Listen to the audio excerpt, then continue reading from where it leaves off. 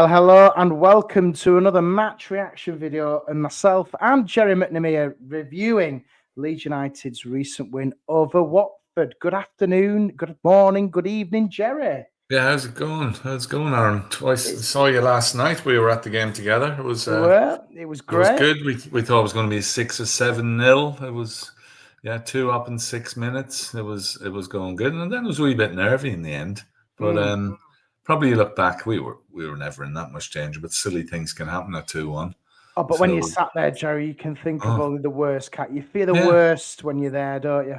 Worst Leeds things, but it's a win. We looked a wee bit tired, maybe not classic, and very happy.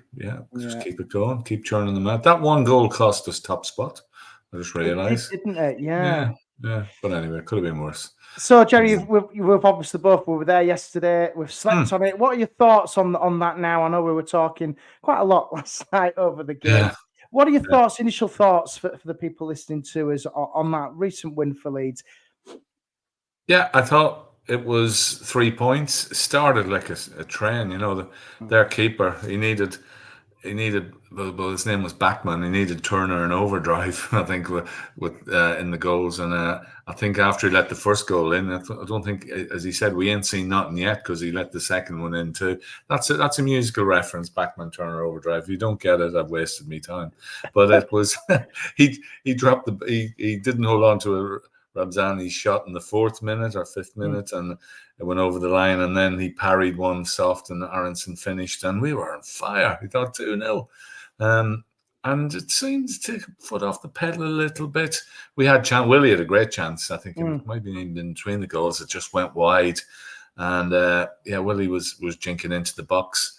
And then they seemed to be getting a bit more possession without doing it. And one save, Melia made a great save from it's unpronounceable Eastern European guy. I can't remember his name. Number 8, Chakvadza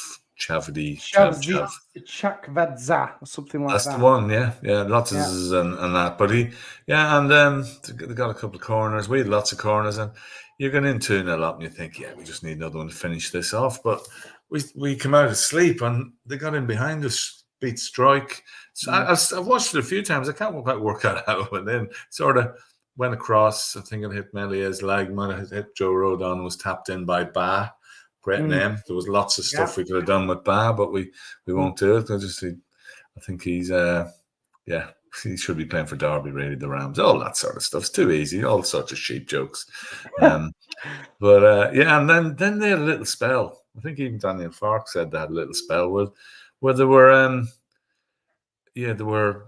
attacking, and we thought, oh no, 2-2, they could easily, because I think 2 other games in the division had 2-0 and gone 2-2. Yeah. And we seemed a bit tired. I think Firpo got booked, so he's suspended. He looked he was attacking again, but he looked a bit leggy. I thought Solomon, come on, Ramzani, hopefully he's not, it's a dead leg, because he was on for 11 minutes, scored a goal, nutmegged somebody else, and then got injured. I'm just hoping he's okay. But Solomon come on, and he's not quite at the races. He was a bit unfair. I thought Pirro, if we're looking negative, I thought Pirro was poor last night. His touch and his creativity wasn't great. But that Tanaka, wow, what a player. He slid tackle in the box, won it. Not only did he win it, but he hit a just defense splitting pass. And we said it during the game. He's in a tight corner. He just drops the shoulder, turn round, and space. And Rothwell wasn't as good as he was Friday night, but good enough. And they fit in well, and they've given us a bit of a tempo and a different focus in midfield. And I think that's right. So it's going to be interesting when everybody's fit, if that ever happens, and Ampadu and Gruev, and how it all occurs. But Tanaka he's a find of the season. I think we should be done for theft. What, 3.5 million from the Bundesliga, second division? Yeah, it's an absolute steal, isn't it? And he's worth his weight in gold at the moment. And what gets me with Tanaka, Gerry, is he makes it look so easy, and he's confident. And I think if we compare it to last year, I think I said this to you last night, we seem to be more calm and confident with the ball now. We're not just aiming it for Rutter and Somerville. We've got options now, and that's what I like about watching. I must admit, it was a bit squeaky bum time when it was 2-1 yesterday, but realistically, on hindsight, I've looked at the stats, calm, confident, and got the win. And ultimately, like I said to my brother this morning, he said, "How did it go?" I said, "Look, listen, it doesn't matter how you play. The main thing in this league is getting out of it by winning games like that. And that is what we need to do moving forwards, because it should have been a cricket score, but who cares? 3 points matters the most, isn't it?" Yeah, everybody looked tired. They were time. It was weird. They were time wasting when they were behind. It was like there was a sniper in the stand and they were just falling over. One guy fell up. He went down on the edge of in the 6-yard box and somehow managed to squeeze himself back onto the pitch. And when he got up, someone else fell down in the box. And they were time wasting. But I thought, hang on, lads, you're 2-1 down. But we managed the game pretty well in the end. And as the game went on, we should have. I mean, Matteo Joseph, when he came on, it's the old coaching adage: when the ball comes across your head, you head it back to where it came. But he headed straight at the keeper. I think it was a great ball in by Dan James outside of his right foot. There was, I think, Dan James had a chance. Backman redeemed himself. He made a couple of good saves. So we had the chances to put it away. When they went in the attack, as you say, it was nervy, but we managed it pretty well. Rodon and Strike were good again. Firpo, as I say, looked a bit leggy, a bit tired. It was a lazy yellow to get, and he's out for the game. But I suppose Rodon and Bogle are on yellows as well. We could have lost all three, so maybe it's best to stagger them. And it'll do no harm for Sam Byron to come in. He's fresh. He's not played many games. And we just got to be prepared for when Rodon, because he's bound to get one very soon. So we just need to make sure that I'm sure Farkas thought well how that's going to be covered. But yeah, generally the whole team played well. Willie played well. He had a couple of chances. Melier, he was okay. He still scares me, but I think that's just me generally. Keepers. His hats are always going to be in the mouth, aren't we? When he, I think he was running back towards his goal with the ball. No, don't pick it up. Do it. Pick the bloody thing up, and I think we're always going to have. I think we're always going to be cautious, aren't we, with Melier, with that Howler. But he's a good keeper. He didn't really have much to do other than pick the ball out of the net. No, there was an awkward near post one when he was crowded out with players that he pushed out, and there was an awkward corner. They were trying to crowd him out, but he got a good hand on one. And there's 2 games he's played now, and he's been okay, and he's come back well after that mad moment in Sunderland. Yes. And we seen. I'm happy. I'm happy enough. I think we've still got more of this team. I think we get Solomon fitter, Ranzani hopefully okay, get the rest of them back. And you've got players coming off the bench, which other teams. I hardly recognised any of the Watford team. They were another big team. Cleverly he got booked. He'll be sacked he soon. did. He will be gone within the next couple of games, I think, because he can't afford to be doing that. I think they got hammered, didn't they, against Luton a couple of weeks Watford. Sorry, it was a really tough one for him. But looking at the fixtures tonight, Gerry, Blackburn have got West Brom, Luton have got Sunderland. Not bothered about Millwall, Plymouth, but Sheffield United have got a tough away trip to. They're all tough games. Yeah, I can see Leeds. If I'm, casting fate, I think Leeds could finish in the top 2 after these round of fixtures. Well, we've played all of these teams, and again, as we said before, they're nothing special. Watford could have gone level with us last night. They're nothing special. Sheffield United, not. Burnley got lucky. We're not getting carried away. It's just what we see in front of our eyes, and I would be critical if I didn't think it was right, but I think Leeds have even got more. But we are putting teams to the sword, and when we don't do stupid things like we did at Sunderland, that could be the catalyst for the whole season. That could set us up in a great run. We hope, because we got winnable games. And tonight all the teams have got tough games. I'll take a round of draws. Really, just keep tucked in there, 3rd, 4th, even just a couple of points off the top. Just keep plugging away. We'll do our own thing, but as long as we don't go on a bad run ourselves, the other teams will drop points. And let's look at it. Christmas, Boxing Day, New Year's Day, and see where we're sitting. And go going on one of those famous runs we have. And we've signed. Are we signing this free agent? Yeah, with Joshua. Now I can't pronounce his name. I must apologize. Joshua Guilavugui or whatever he's called. Josh, just call him Josh. Yeah. Just call him Josh. It's a free agent. Played for Wolfsburg, I think. Was it a couple of years ago? Whenever it was. I don't know. What are your thoughts on that one? Free agents. We seem to be looking at these free agents. We've been lots of rumours recently around who could potentially come in. What are your thoughts on this one, Gerry? Because I must admit, I don't know much about the kid, if I'm being honest. Well, I've been following his progress now for at least 10 minutes, and apparently he's got seven French caps, which is there's no mug on. Okay.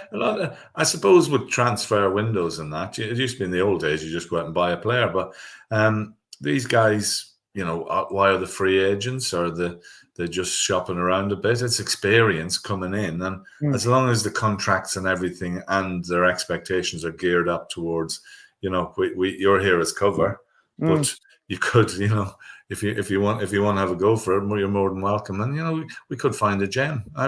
Tanaka, never heard of Tanaka. Lockie, who does the analysis, you've probably seen him on other pods, and he, in fairness to him, he picked out Tanaka last season. Said he was a good player, but yeah, we'll see how this guy goes. If a cover on the bench, things could go. Couple of injuries, as we see, with 3 players potentially injured. Dan James was out, Solomon was out. We need cover. And guys coming in like that, play 2 or 3 games, fill in a spot, could make all the difference to our season. But then again, we got Charlie Crew as well. He looked, he's a big lad, and he looked good in pre-season. So he deserves a go as well if it's midfield. I think we're both fans of Charlie Crew, aren't we, Gerry? We need to see him have a little go now. He cannot be sat waiting around for the FA Cup come January. He needs to have a little taste of what's to come. But yeah, do you know what? I completely agree with you. I think we'll see what goes. And I think compared to last year, I think our squad depth now is a lot stronger. And I think that's only got to be a positive, hasn't it, for us moving forward in the season. Yeah, but we know Fark won't rotate too much. I think he got stung last year at Stoke when he brought in Nonto, as it was out of the team, and Anthony and Gruev, and it backfired. And I think from then on, he was loath to do any rotating. But, we could nearly write the script last night. He made the sub in 70 minutes, other than the one he had to make. And, I suppose it solidified the game. They made lots of subs that didn't make any difference. I'm sure they made more than 5 subs last night. It seemed to be they were making one every 5-10 minutes. We did say that. Yeah. And it was the lowest crowd of the season, and Watford took, I think there was 12 of them. One of them was the driver. They didn't have much to say. They're not exactly bitter rivals, are the Watford? It's we've always had a bit of a tricky past though with Watford in the past, haven't we? With them, it's always been a bit of a trick. I know last year when we were down at their place, we drew 2-2, didn't we? That was the start of the downfall for us in terms of the. I've seen Watford win 6-1 at Leeds a few years ago, and they won 4-0 in the League Cup, and they've always. Yeah, obviously the playoff as well that did us, they're just one of those teams. They've not done since they've come down. They've been on the periphery without doing much, and they've had probably 6 managers since then, and they've changed personnel. You look at a lot of the teams. I mean, we've kept most of the squad. Well, pretty much, other than the 4 that left. Some teams. You look at the teams last season; they're totally different teams. It's a real turnover. Yeah, and I used to be able to pride myself. I think I know most teams' squad. I looked down their team last night, and I picked out 3 players out of the 20, and they're just another computer generated names. I think on Championship Manager feels like it. But it's just been confirmed as well, Gerry, that Joshua has been on the Leeds website. Says good old Josh. But he's there. I've just checked myself. He is there. He's signed. It doesn't give us any input on the contracts or anything like that. But it just says the experienced player has joined the Whites. Yeah, it's nice to sign players. We like signing new players, don't we? Yeah, we don't have to wait till August or January or whenever. We could do it in October. Why not? He's probably got a contract at the end of the season, this guy, I would imagine, and probably incentivized.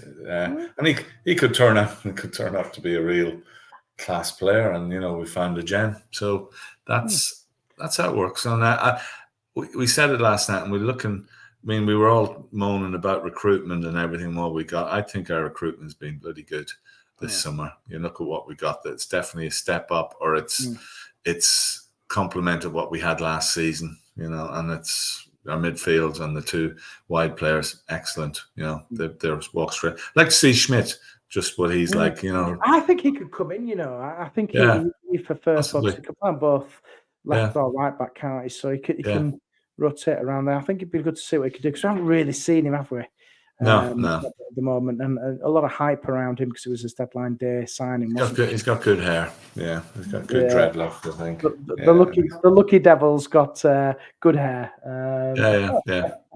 I'll tell you what, we need to just mention Brendan Aronson as well, because I thought he was fantastic. Of course, birthday boy. He took his goal well, and he was chasing, and he had good energy. And for a lad who's been halfway around the world last week, I think he's served his time, and I think all that's forgotten about now. He's come back with a point to prove, and he's been brave. He could easily have walked away, because there was a lot of vitriol around him coming back, and people were annoyed, maybe rightly so, the way he jumped ship last year. But he come back, faced the music, and he's at 3 goals he's got now. And he's certainly contributing. So I think, as you said last night, he's a first choice now. He's in the team. It's his place to lose, or someone to win it off him, and he doesn't look very close to that. So and it looks quite natural as well, doesn't he, in that position, which is playing that kind of 10 role, doesn't it? But in regards to Pirot as well, speaking of number 10s, I think I watched it back. I think he looked absolutely knackered. He did, He just couldn't come. His touch, his physicality, anything else. I mean, even Joseph looked tired at the end. He was only on for about 15, 20 minutes. I think they did look a bit tired. And I suppose the internationals and everything catch up. We had straight into a game on Friday night, an intense game, another home match. And I think, Bristol won't be an easy one, but at least they've got a few days on the rest of the teams. And we go again. We do go again. Just 12:30 p.m. on Saturday, Bristol City away. You'll be there, Gerry. It's a great ground, Bristol. They've got some great stalls and food things around the ground. It's one of the better grounds in the league. I always like going to Bristol, and we've done okay there recently. We've done well. Then, haven't we? We won. Willie scored a goal on a Friday night there last year. Luckily, I looked at the fixtures, because I was planning for a 3 o'clock kickoff. That would have been embarrassing. I didn't realize it was 12:30. So we'll get down there, and we'll be in full voice as usual. I'm sure there's 3,000 fans going, and let's hope another win. That'll be a good points on the road. We'll certainly take that. And just want to mention my old friend Ted the dog, who a lot of people may know him from Facebook and Twitter. And poor old Ted went across the Rainbow Bridge yesterday.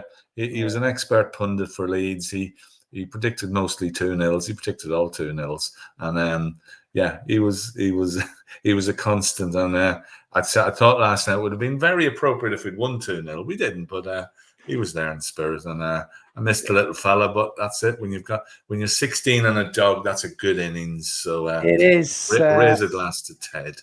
I've got my Diet Coke to Ted. Good on Ted. Good lad, Ted. Well, let's hope he gives us a bit more luck as well for the rest of the season up there. I'm sure he can have a word with some footballing gods for us. Don Reevy. Talking about footballing gods, we forgot about Paul Reaney. He could certainly cover right back. He was on the pitch, 80-year-old. He was on the pitch last night. I'll tell you what, if I'm in his condition when I'm 80, he'd just fit as a fiddle. He was holding up this big framed picture of shirt, and the guys, him and Eddie Gray could certainly push for a place in that team. They look as fit as fleas, and he's looking so well, isn't he? And that's he's just brilliant, and it's good to see. It's good to see the old legends as well. George Best could never get the better of him. I think George Best said his most difficult opponents, and one was Paul Reaney. So what a player, Speedy Reaney. Yeah. Happy 80th, Speedy Reaney. I'm sure he had a great time. All his family was there as well, which is good to see. Yeah. And warm reception from the Leeds fans. And hey, he'll probably be there in another 10, 15, 20 years. It will, you know. Yeah, I hope we are. Yeah. Yeah. Well, not if Melly is still in goal. That's the issue. Oh God, yeah. Well, he probably could be. He's only 23, isn't he? He's all right. Holy land. Right. You know, he's always got that surprised look about him, Melly, and that big deep voice. So you know, you can't not like him. I forgive him. I forgive him for Sunderland. Yeah, good old. All is forgiven, and all is well in the world of Leeds United. Well, Gerry, enjoy Bristol, and we'll see. We'll give a match reaction for the next one. So do keep your eyes peeled, and we'll see you on the next one. Yeah, folks, come on, Leeds.